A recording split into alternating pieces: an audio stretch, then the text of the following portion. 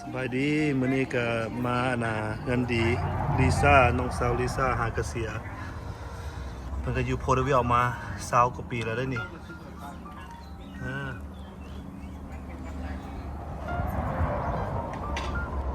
อันนี้ก็หมู่ลิซ่านี่เนาะ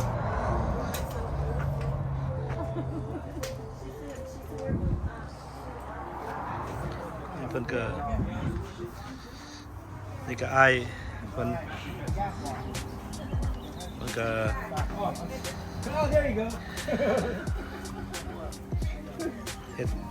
เฮ็ดกันดีอยู่เฮือนอ้ายนี่แหละเฮือนอ้ายซักมื้อนี้มีผู้เฒ่าผู้แก่มามีอ้ายสกุลคนเขมรเพิ่นก็มา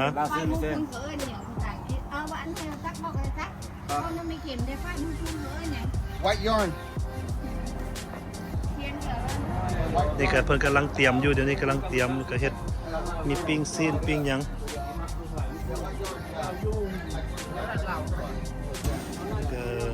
ถ้ามื้อแรงคนมาเติม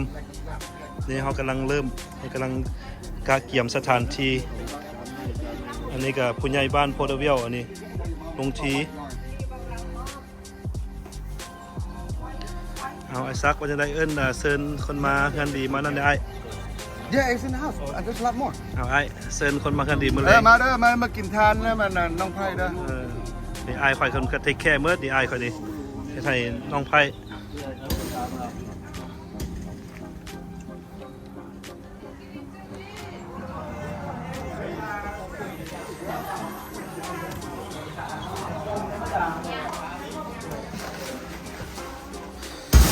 อยู่ในอันนี้เข้ามาในเฮือนอันนี้ก็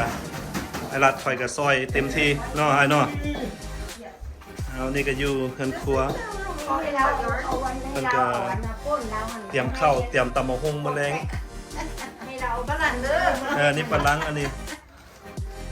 ก็มีพอแล้วนี่แหละแต่เป๊ะๆเลยยำใดนะนั่ง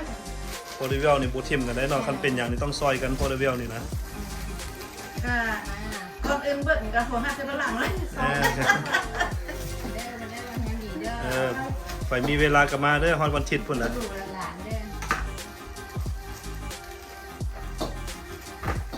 ได้หลายคนร้านนี้กินร้านตรงด้วยกันเนี่ย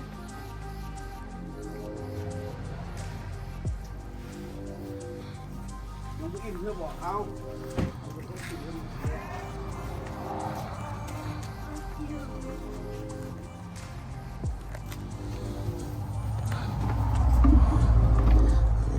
เราเบียร์กันอยู่นี่แหละ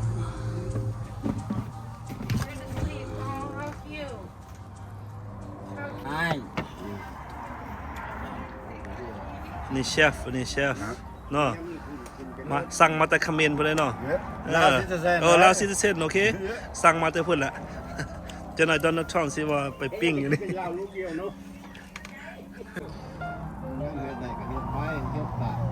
เขาดีใจห้องแล้วเห็นมันดีใจซื่อๆนี่แหละ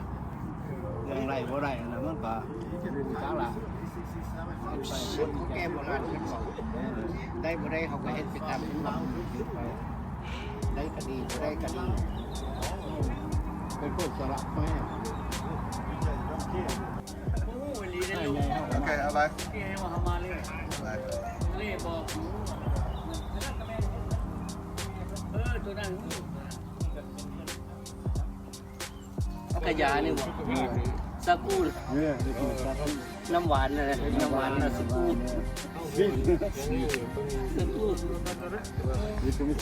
เขาลอดช่องไปถามมาเว้ย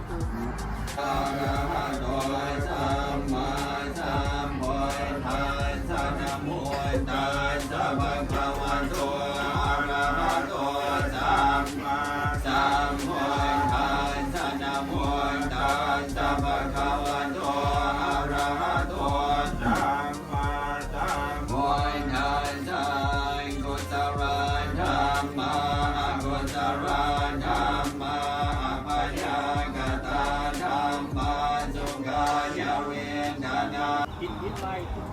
ไม่เล่นไม่เล่นวิทย์เอาวางระเบียบตรงนั้นวิทย์ให้เข้าที่คนรับของไฟกว่าแต่ก็มีความติดมาต่อไป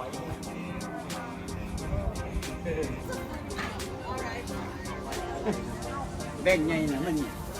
อีนั่นก็ลุงสมบูรณ์โอเคอยู่กับเจ้าเลยอยู่บ่อีนั่นกับอีคือว่ามันก็ลุงสมบูรณ์เคยโทษอะไร ไปขี้ข้านเมา เจ้าเลยบ่ เอาอยู่เฮือนดีเฮาก็มีวงไพ่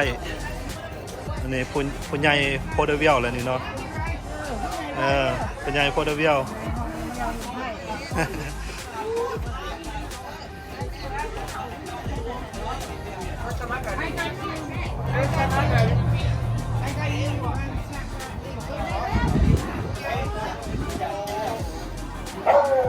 เอ้ยว่า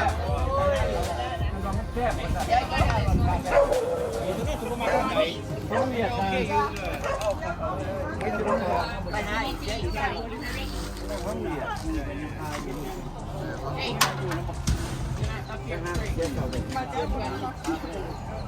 ม่เท่า โอ้โห นักร้องมานอก โอ้ยนัก ใคร ห้อง ก่อนนักร้องวะ นักห้องเมืองโพ นั เด ก เวี ร้ ย อ ล งว่าเป็นนักร้อง เนาะ ห้องป้า นักร้อง เลยร้อง นักร้องนะพันนักห้องเอาคนนะ ได้บ่อย่า ติ๊กต็อก อันนี้ก็นักห้องมาจากเขมรอันนี้นะ เนียงเอ่ยบ้องบอกเคยหูจัก เมียอายมาน้องเอ้ยเมียอายมา thank you everyone ขยับเข้ามาน้องเอ้ยวันนี้ขยับอันนี้ขยับอันนี้นักร้องอันนั้นนะอันขับเงิม โอ้ โอ้นอดมาพบอ้ายมือนี้เป็นขำเข้ากันมาเวียนเวียงจันทร์จะเป็นงามเทเด้ออ้ายอันนี้ตัวดำเนิน นักห้อง นักดนตรีรุ่น เมืองโพเดเวียล พิเศษ โอ้แม่นแล้ว ไอ้แสง อันนี้อาจารย์ แสงคนใหญ่อาจารย์แสงศิลาพิษ มีแต่อาจารย์มาเลย มีแต่อาจารย์ดังอยู่ฮะอันนั้นก็อาจารย์แล้วคั่วป่าอยู่หันเราเลยแล้วคั่วป่าอยู่หันเราอาจารย์คั่วป่า อันนี้อาจารย์กินเบียร์นี่ อาจาร นะ ย์คั่วป่าใส่เสื้อรีไวท์ฮะแล้วคั่วป่า ว้ายกางเกงรีวายนี่มาแต่ใส่เนาะอายกางเกงรีวายนี่มาแต่ใส่เนาะ อัน อา นี้ ย อันนี้อาจารย์เลือดลาบเลือดเพชรดิ ไอ้เจ้าลืมหูซิบขาดโอ้ส่งเรียบร้อย พี่น้องโพเดเวียลมาทันดีมื้อนี้หัวหน้าสมาคมแน่พ่อใหญ่บ้านลุงดำเนินอาแสงของบ้านอ้ายข่อยไอ้ซักจอนนี่เมียเพิ่นเสีย เขาก็บ่เข้าใจเด้ โพเดเวียลเมืองน้อยใจใหญ่หักแพงกันเด้อเราของกินเพิ่นกับปิ้งซีนบ่ได้ปิ้งซีนแน่จังปิ้งซีนเต็มพี่เต็มเครื่องในก็มีเพิ่นปีหมูปลา ต้ เด้ ม อนี่เด้อ เฮ็ดต้มน้องวัวก็แซ่บกว่าหมูพี่โอ้ยกินหมด2ถ้วยเมื่อกี้โอ้คักแซ่บหลาย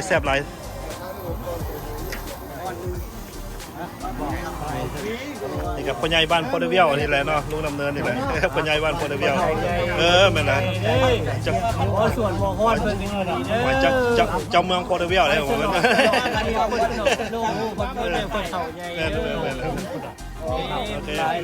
สีมื้อนี้มือไปเอาเลือดมื้อนี้ บ้านนี้เคยอยู่บ่ ของเก่าบ่ อันนี้ก็ 2,000 แม่นเนาะ เดี๋ยวนี้น่ะ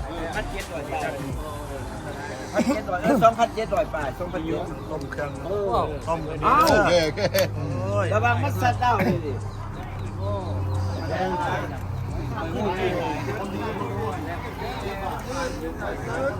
อันน่ะ เคยจะมอนเคยจะได้ อันนี้ก็วงไพ่อันนี้วงไพ่เพิ่น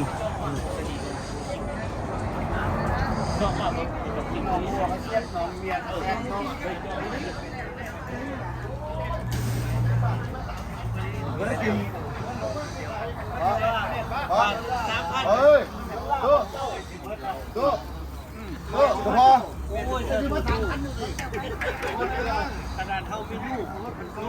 ความสูงของเราได้เด้อ มา อยู่ครับพี่